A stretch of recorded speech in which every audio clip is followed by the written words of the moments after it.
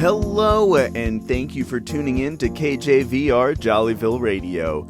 As always, I'm your host, Jimmy Pykrust, coming to you from the Purple Street Studios in beautiful downtown Jollyville. Today on the program, we finish up that delicious pie recipe from last week. Chauncy Applegate gets busy in the garden during an episode of Applesauce, and UncleASAR interviews Asaf, Ronen, and Jenny Lavery of Austin Creative Alliance for Community Beat. Thanks for tuning in to Jollyville Radio, which is a delicious part of this complete breakfast. Let's take a moment to hear a word from our sponsors before we get started.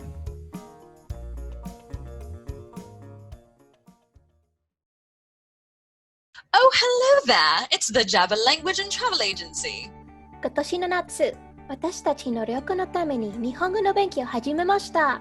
すごく嬉しい。たくさん学びます。Java Language and Travel Agency を友達に勧めたい。Oh, good show! If you would like to know what they were saying, the Jabba Language and Travel Agency is here to help equip you with only the best tools in the trade to learn the language you desire quickly. Learn more at jollyvilleradio.com. Soft, enveloping, beckoning, announcing the all-new line of luxury goose-down pillows by the designer Robert Cheerful.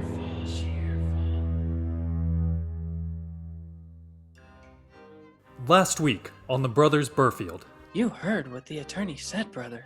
She left all of the inheritance to me. Yes, but she didn't say anything about the tomato garden. Tonight, on a special episode of the Brothers Burfield, the brothers receive a special message from Beyond the Grave. If you're watching this tape, that means I was murdered. You won't want to miss this unforgettable moment. Watch the Brothers Burfield on your local public broadcasting station at 7, 8 Central. Well, hello to all the folks at home. This is Kitty Westlake, and I'm here with my best friend and boozing buddy, Aunt Suzy, for part 2 of making a pie. That's right, Kitty. Aunt Suzy here. Last week we made the dough. Now it's time for the filling. Now, Suzy, some of our listeners at home wrote in that they thought the crust was difficult. But I think you'll find that the filling's even easier. You start with a bunch of apples. You'll need a good heap for each pie you're going to make. You peel them and then slice them into a large mixing bowl. Be sure to remove all those tricky pieces that are sometimes hard to see. Just one of those can wreck a whole eating experience, Kitty. You're right, and don't forget to slop in a half a jigger of lemon juice now and then to make sure those apple slices don't go brown. It really does help keep the appearance fresh. Now, you folks at home don't use too much or the flavor can get a little jangly. And so the folks at home know pie tastes every bit as good as it looks. I always select a mix of apples with both sweet and tart flavors, just like Granny Smith, Macintosh, and Aunt Suzy. I find that the Macintosh tends to get a little gushy when it's cooked. I prefer Gravensteins. They're a little squeakier and the taste is just a little chirpier too. Whatever you do and you listen to me, stay away from the kindergarten varieties like the Golden Delicious and the Spartan. Oh, Aunt Suzy, you are so right. Once you've got your apples sliced, sprinkle them generously with brown sugar. And let them stand for a while they release their natural juices. Then you'll be able to tell how much cornstarch you need to add to have your filling firm up just right as it cooks. Really, Kitty? Cornstarch? Don't you notice that residue it leaves on the tongue when it's not perfectly incorporated? I'm looking for apple pie, not apple pudding. Oh, but Suzy, with flour, there's the risk of that awful awful pasty aftertaste if the proportions aren't just perfect. Everything does have its risk, Kitty. Well, I guess the important thing is just to pick a method and then stick with it, making tiny adjustments until you have it perfected like I do. That is so dang true, Kitty. Now, finally, we need to season our filling. For apple pie, we use cinnamon and some ground cloves. Mix those in with the filling, but be careful not to break up the slices too badly or it will detract from the final appearance. But Susie, girl, Susie, ground clove, what's the matter with you? Oh my God, it's so easy for cloves to overpower, and it's entirely dependent on the freshness of your clove. What's wrong with you? True, Kitty. But that hint of cloves can really put the flavor over the top when you get it just right. To each his own, I guess, Aunt Susie, but it's a tightrope act for sure. After you have the seasoning just right, let your filling stand a while you roll out your bottom and your top crust. You can preheat your oven while you're assembling the pie now. Heat the filling high in the center of the bottom crust before you drape the top crust over it. And now, folks at home, it's time to put your pie in the oven. And then after a while, turn it down about 50 degrees to finish out the balance of the cooking. Aunt Susie, we forgot to mention the vent holes and just how important they are. How could you let me forget it? Dear me, yes, Kitty, you're right. That temperature control is absolutely crucial. It's also critical to avoid the dreaded soggy bottom problem, which I know you know a lot about. Well, Susie, these things do come with experience, and if there's anything I don't like, you're right, it's a soggy bottom. But we've got a wonderful result here now without much effort at all. We sure have. I can hardly wait to dig into a slice with you, Kitty. Ice cream? Oh, ice cream! What a splendid idea! Are you folks at home listening to this girl? Maybe we'll cover that in the next episode, Susie. We sure hope you'll join us again for another mouth-watering episode of our old-fashioned cooking show. Bye, Aunt Susie.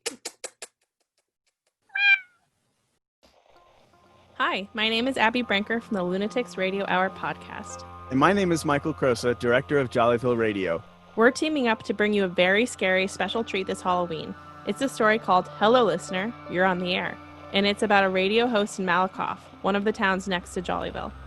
We're very excited about this because it's going to be so different than anything we've ever done on Jollyville Radio before.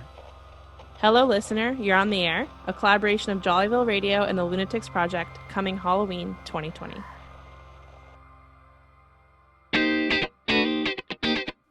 Welcome back to another episode of Applesauce, the program that's just a mishmash of good bits.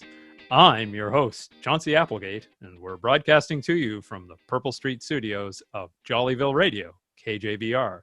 Today, my guest is Flora-Beth Coy, who has the pleasure of being interviewed by me. Flora-Beth runs the landscaping and garden business here in Jollyville, and today we're going to talk about fall tune-up ideas for your yard and garden. Welcome, Flora-Beth.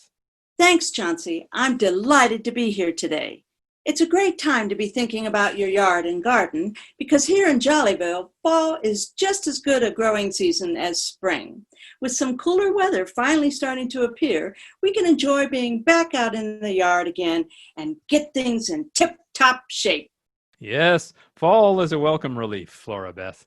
I can't do anything in the yard during the fall-summer heat because I just get such awful sweat stains on my clothes. But once I can get out in the cooler times, the problem really shifts to keeping the dirt off. It's a very unbecoming look for a radio personality. Oh, well, Chauncy, yard and garden work really is a hands-on activity, so you have to expect to get a little grubby. Well, I spent a great deal of time picking out the most fashionable pair of gloves. I'd hate to get them dirty. And it just won't do to get muddy handprints on my sun hat from the designer Robert Cheerful.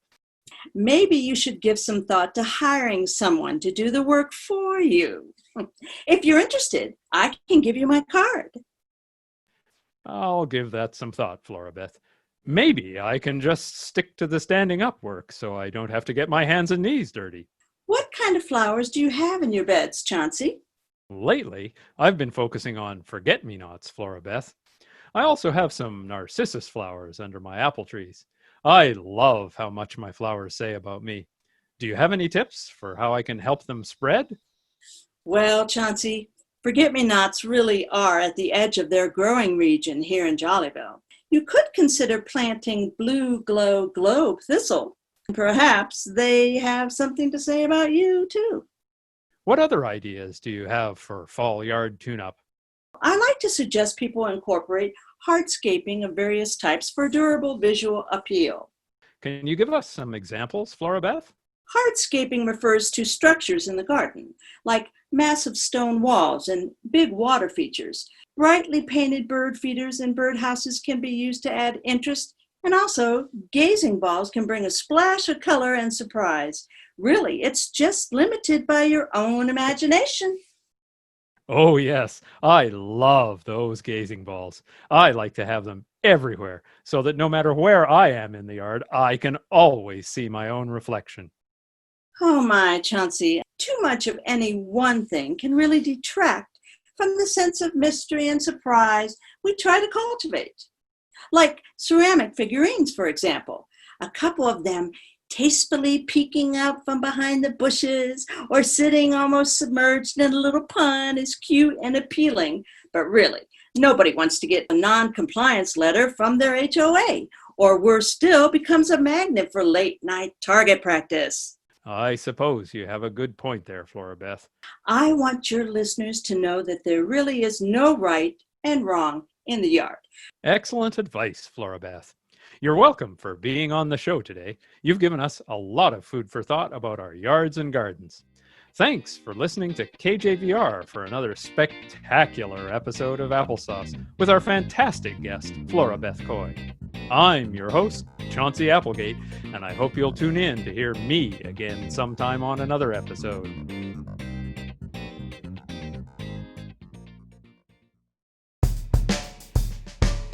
This is Jollyville Community Beat with UncleASAR, turning the spotlight on good people doing great work in the real world. A couple of heavyweights with us today.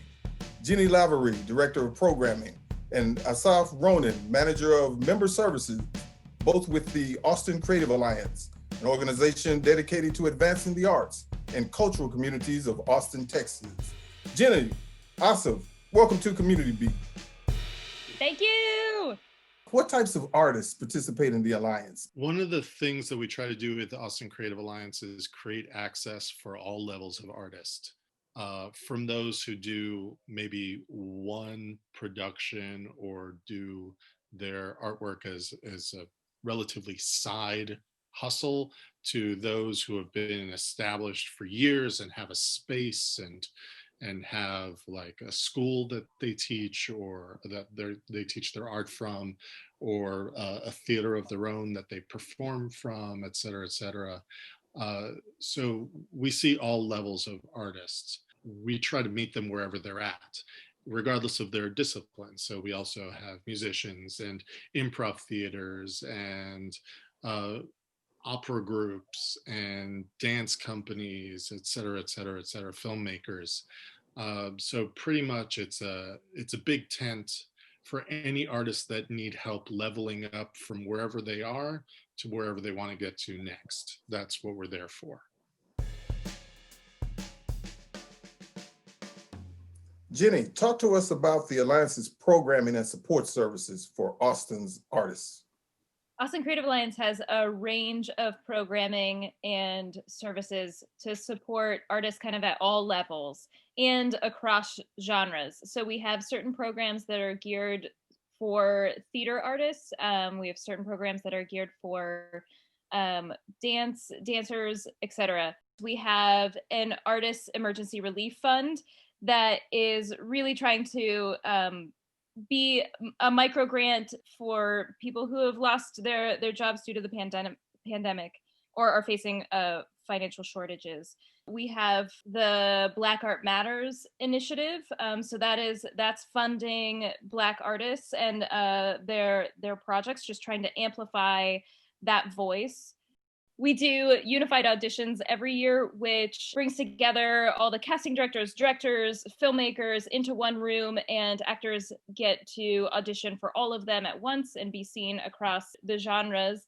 We also offer headshot specials. We do coffee chats with industry professionals. We offer a peer support group. Jenny's especially really good at as a programmer and recognizing what the arts community needs and providing arts services towards that. Before the pandemic, she had launched a series of events that were about creating more access for the disabled community, which she started in the Unified Auditions, which is a great opportunity for artists regardless of level, but also regardless of level of able-bodiedness. And that's the type of programming that we do. We see something where we can help with the access, where we can help with the education, and we create services and programs around that. How does the work of the Creative Alliance impact the larger Austin community? Well, another big aspect of Austin Creative Alliance and what we do is the advocacy that our boss, John Reedy, does. A lot of fighting for artists, especially now in the pandemic where we're needing to see more funding. We're seeing art spaces closing. We're seeing artists struggle. So he's definitely been at the forefront on a lot of the things that we're seeing get pushed to the city council, for example, to help the arts.